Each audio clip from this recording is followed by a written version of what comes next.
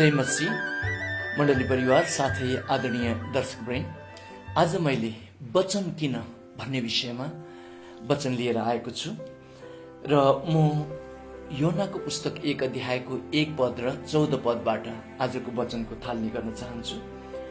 धर्मशास्त्रको यस खण्डमा यस प्रकारले लेखिएको छ, आदिमा वचन हुनुहुन्थ्यो, वचन परमेश्वरसँग हुनुहुन्थ्यो र वचन नै परमेश्वर हुनुहुन्थ्यो। र 14 पदमा यसरी लेखिएको छ, अनि वचन देहधारी हुनुभयो र अनुग्रह र सत्यताले पूर्ण भई हाम्रो बीचमा वास गर्नुभयो। हामीले उहाँको महिमा देख्यौं, जुन महिमा पिताबाट आउनु भएको एकमात्र पुत्रको जस्तो थियो। र वचन चाहिँ परमेश्वर नै हुनुहुन्थ्यो भनेर चाहिँ यहाँ बताइएको छ भने वचन चाहिँ पुत्र येशू ख्रीष्ट भएर हाम्रो बीचमा आउनुभयो भनेर पनि बताइएको छ। र प्रिय दाजुभाइ दिदीबहिनीहरू, योनाको पुस्तक 6 अध्यायको 35 पदमा प्रभु येशूले भन्नुभयो, म जीवनको रोटी हुँ भनेर। र प्रभु येशू वचन हुन भएको कुरा उहाँले प्रकट गर्नुभयो भने प्रभु येशूलाई खाने र पिउने चाहिँ अनन्त जीवनको भागीदारी हुन सक्छ भनेर पनि त्यहाँ बताउनुभयो। र हामीले हाम्रो सृष्टिको बनावटलाई हामीले याद गर्यौं भने उत्पत्तिको पुस्तक 2 अध्यायको 7 पदमा त्यहाँ यसरी लेखिएको छ कि भूमिको माटोबाट परमेश्वरको स्वरूपमा परमेश्वरको प्रतिरूपमा मानिसलाई उहाँले बनाउनु भयो। त्यो पछि जीवनको सास उहाँले नाकबाट फुकिदिनु भयो, तब मानिस जीवित प्राणी भयो भनेर चाहिँ त्यहाँ लेखिएको छ।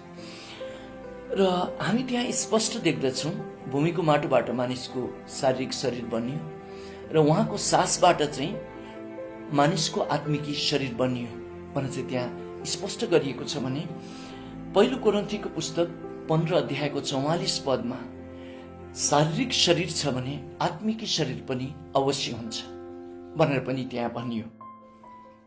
त्यसले गर्दाखेरि हामीले हाम्रो आत्मिकी जीवन, शारीरिक जीवन दुईटैलाई स्वास्थ्यकर प्रकारले लिएर जानुको लागि शरीरलाई हामीले बिहान खाजा खुवाउँछौँ, त्यस पछाडि खाना खुवाउँछौँ, त्यस पछाडि दिउँसो खाजा खुवाउँछौँ र बेलुका खाना खुवाउँछौँ र शरीरलाई यस प्रकारले हामी स्वास्थ्यकर राख्छौँ र शरीरलाई यसको आयु अनुसार जीवित यसरी लिएर गइन्छ। नभएदेखि एउटा शरीर मर्नको लागि वृद्ध नै हुनुपर्छ भन्ने छैन र बिमार नै लाग्नुपर्छ भन्ने छैन। शरीरलाई खुवाइएन भने शरीर मर्न सक्छ। शरीरलाई जीवित राख्नको लागि खानाको जरुरत पर्दछ भने शारीरिक शरीरको लागि खाना त्यस प्रकारको जरुरत पर्दछ भने जस्तै आत्मिकी शरीरलाई जीवित राख्नको लागि पनि आत्माको खुराकीको जरुरत पर्दछ। अझ शारीरिक शरीर भन्दा पनि आत्मिकी शरीरलाई त आत्मिकी खुराकीको अझ ज्यादा जरुरत पर्दछ, किनकि शारीरिक शरीर भन्दा आत्मिकी शरीर महत्त्वपूर्ण हुन्छ। र आत्मिकी शरीर अथवा शारीरिक शरीरको खाना जो माटोबाट शारीरिक शरीर बनिएको थियो र परमेश्वरले शारीरिक शरीरको खाना माटैबाट अन्नपातहरू तयार गर्नुभयो। त्यस्तै गरेर हामीले उत्पत्ति पुस्तक 2 अध्यायको 7 पदमा आत्मिकी शरीरको थालनी चाहिँ परमेश्वरको सासबाट भएको थियो भनेर चाहिँ त्यहाँ लेखिएको छ। त्यसले गर्दाखेरि आत्मिकी शरीरको खाना पनि परमेश्वरको सासैबाट आएको वचन हो भनेर चाहिँ बाइबल धर्मशास्त्रमा अघि सुरुवातमा नै यूहन्नाको पुस्तक 1 अध्यायको 1 पद र 1 अध्यायको 14 पदमा मैले पढेर सुनाइसकेको छु। र तपाईले आत्माको खुराकी जसरी शरीरको खुराकी खाइन्छ त्यस्तै गरेर बिहान खान पर्दछ, त्यसपछि फेरि खान पर्दछ, त्यसपछि फेरि खान पर्दछ, फेरि त्यसपछि फेरि खान पर्दछ। यो कुरा विश्वासी जगतले प्रभु येशूलाई चिनिसकेका परमेश्वरका सन्तानहरूले यो महत्त्वपूर्ण कुरालाई नबुझेको कारणले गर्दाखेरि दुष्ट आत्माले परमेश्वरका छोराछोरीहरूलाई माल न्युट्रिसनमा राखेर, त्यो खुराकी नपुग्ने अवस्थामा राखेर बिजोग पारेको अवस्थाहरू छ। दोस्रो विश्वयुद्धमा हिटलरले कति मानिसहरूलाई एउटा क्याम्पमा ल्याएर राख्यो र उनीहरूलाई गोली हानेर उसले मारेन, तर उसले चाहिँ बाहिरीबाट लक गर्न लगाइदियो र खानापिनाहरू केही पनि दिएन र धेरै दिनसम्म त्यसरी राखेपछि ती सबै मानिसहरू हड्डी र छाला भएर मरिसकेका थिए। र खाना खानु मानिसलाई दिएन भने अर्थात् शारीरिक खुराकी मानिसलाई दिएन भने मानिस शरीरमा मर्न सक्दछ। त्यस्तै गरेर एउटा आत्मामा जन्मिएको मान्छे उसले पनि आत्मिकी खुराकी खाएको हुन पर्दछ र आत्मिकी खुराकी एकजना विश्वासीले खानु भएन भने त्यो व्यक्ति पनि आत्मामा मर्न सक्दछ। र दुष्ट आत्माले विश्वासीहरूलाई आत्मामा मार्नको लागि इतिहासमा धेरैचोटि विभिन्न प्रकारको इतिहास रचेको हामी देख्दछौँ। जसरी पहिलो शताब्दीको त्यस्तो राम्रो चर्च त बिस्तारै बिस्तारै बिस्तारै पछि गएर रोमन क्याथोलिक चर्च भयो र रोमन क्याथोलिक चर्चहरूले विश्वासीहरूलाई बाइबल पढ्न दिनु हुँदैन भन्ने यो एउटा अनौठो नियम निकालियो, जुन कुरालाई 15औं शताब्दीमा मार्टिन लुथरले प्रोटेस्ट गर्नुभयो। प्रोटेस्ट गरे पछाडि विश्वासीहरूले बाइबल पढ्न पाउन पर्छ, बाइबल त परमेश्वरको वचन हो, यो आत्माको खुराकी हो, आत्माको खुराकी खाएन भने मान्छे मर्छ भनेर चाहिँ मार्टिन लुथरले यो प्रकारले प्रोटेस्ट, अरू विषय बुन्दाहरूमा पनि प्रोटेस्ट गर्नुभएको थियो, तर एउटा मुख्य बुन्दा चाहिँ विश्वासीहरूले बाइबल पढ्न पाउन पर्छ भनेर चाहिँ उहाँले प्रोटेस्ट गर्नुभएको थियो र त्यहीँबाट प्रोटेस्टियनहरू सुरु भएका हुन्। र प्रिय दाजुभाइ दिदीबहिनीहरू, अन्धकारको शक्ति यो दुष्ट आत्माले प्रभु येशूका आत्मिकी छोराछोरीहरूलाई मार्नको लागि उसले समय समयमा बाइबल पढ्न नदिएर यानि बाइबल पढ्न नपाउने इतिहासहरू निकालेर यस प्रकारले आत्माको खुराकी यसले काटेर आत्मिक जीवनलाई खत्तम पार्नको लागि उसले यसरी लिएर गएको हामी देख्दछौँ। तर अहिलेको समयमा बाइबल प्रशस्त छ, वचन प्रशस्त छ, तर समस्या दुष्ट आत्माले मानिसहरू परमेश्वरका छोराछोरीहरूको हृदयमा यो हालेको देखिन्छ कि मानिसलाई बाइबल भनेपछि अल्छी लागिहाल्छ र वचन भनेपछि निन्द्रा लागिहाल्छ र एकदमै वचन सम्बन्धी अल्छी दुष्ट आत्माले हालिदिएको कारणले गर्दाखेरि अहिले धेरै चर्चमा आउनुहुने परमेश्वरका छोराछोरीहरू स्केलेटन एउटा हड्डी र छालाको अवस्थामा गिङरिङ परेको अवस्थामा आत्मिक रूपमा त्यो प्रकारले आइरहेको अवस्थाहरू छ।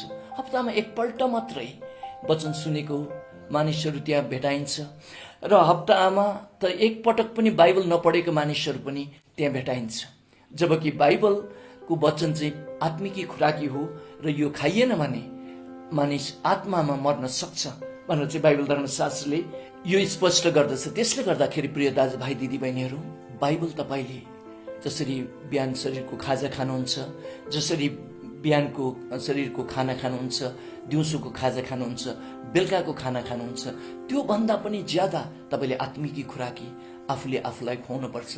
त्यसरी तपाईँले खानुभयो र आत्मिकी खुराकी तपाईँले आफ्नो आत्माको शरीरलाई खुवाउनु भयो भने तपाईँमा जीवन हुन्छ, तपाईँमा शान्ति हुन्छ, तपाईँले जिन्दगीको साँच्चै आनन्द तपाईँले त्यहाँ देख्न सक्नुहुन्छ। र दुष्ट आत्माले अहिले धेरै परमेश्वरका छोराछोरीहरूलाई बाइबल पढ्नु अल्छी लाग्नु हो र परमेश्वरको वचन सुन्नु जस्तो अल्छी केही होइन भन्ने प्रकारले धेरै परमेश्वरका छोराछोरीहरूलाई ढाँटिरहेको अवस्था छ। तपाईँ यस कुरामा होसियार हुनुहोस्।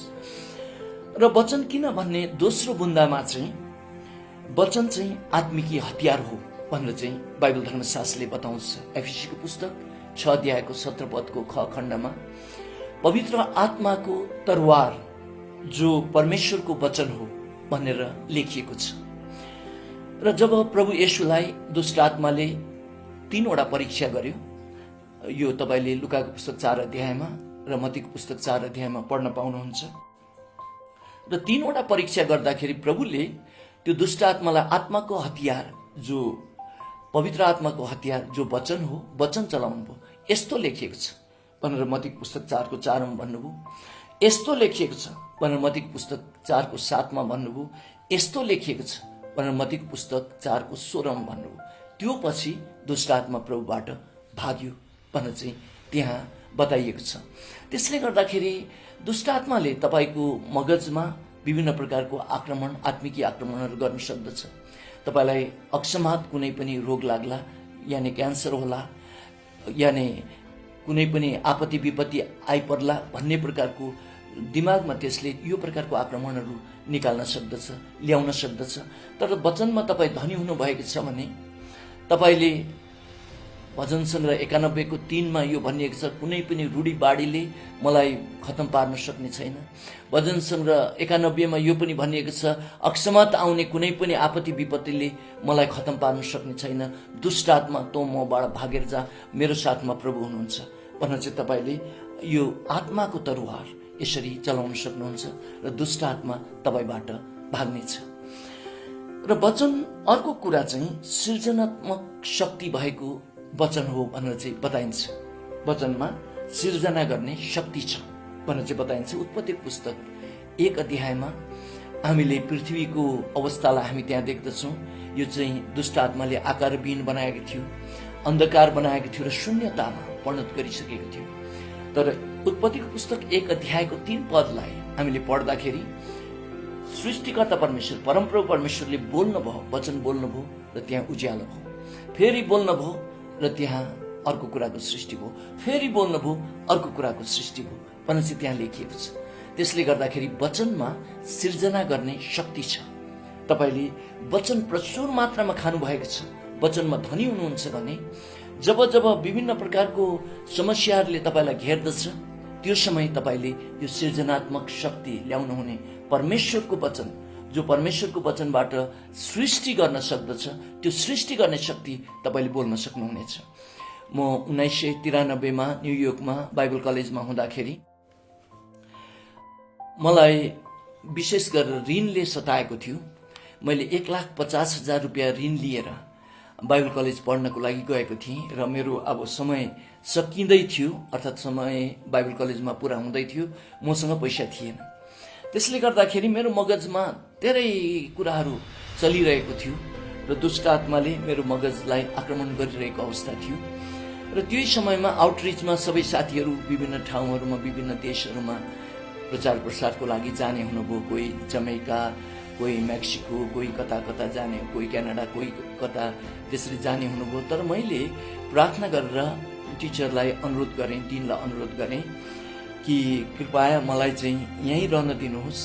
म करिब 15-20 दिन यहाँ तपाईँहरू आउटरिचमा जानु हुँदाखेरि म प्रार्थना गर्छु र मेरो जो ऋण तिर्नुपर्ने छ त्यो ऋणको लागि म परमेश्वरलाई उपाय माग्छु भने चाहिँ मैले त्यसो भने र म कलेजको होस्टेलमा नै बसेँ।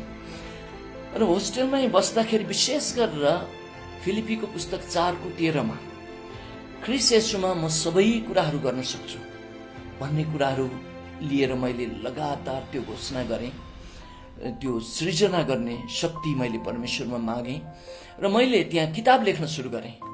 जुन किताब अमेरिकामा 1995 मा न्युयोर्कबाट मैले प्याराडाइज रिभिल भन्ने किताब त्यहाँबाट पब्लिस गरेँ र त्यो 18 दिन जतिमा मैले त्यो किताब लेखिसकेँ र मैले विश्वास गरेँ यो किताब मार्फत प्रभु बोल्न हुनेछ र मेरो ऋण तिरिनेछ भनेर चाहिँ मैले त्यो किताब लेख्नको लागि बसेँ। मैले त्यो किताब लेखिसकेँ र त्यो किताब मार्फत प्रभु पछि मेरो ऋण तिर्नको लागि प्रभुले काहीँ न काहीँबाट उहाँले बोल्न पनि भयो र त्यो समस्या पनि मेरो समाधान भयो।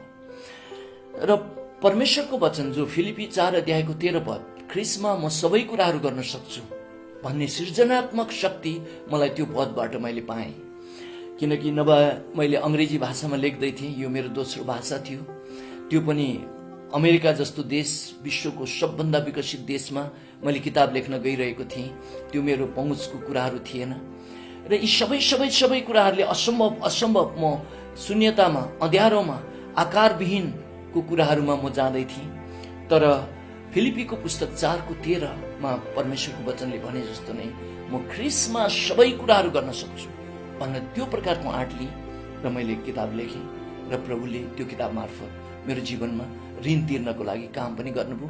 ऋण मात्र होइन, धेरै कुराहरूमा त्यो किताब मेरो लागि आशिषको विषय बन्यो र त्यति मात्रै होइन, जसले पढ्नुभयो उहाँहरू पनि प्रभुको नजिक हामी गयौँ, हामीलाई धेरै आशिष भयो भनेर उहाँहरूले भन्नुभयो। र प्रिय दाजुभाइ दिदीबहिनीहरू, परमेश्वरको वचन किन भन्दाखेरि यो आत्माको खुराकी हो।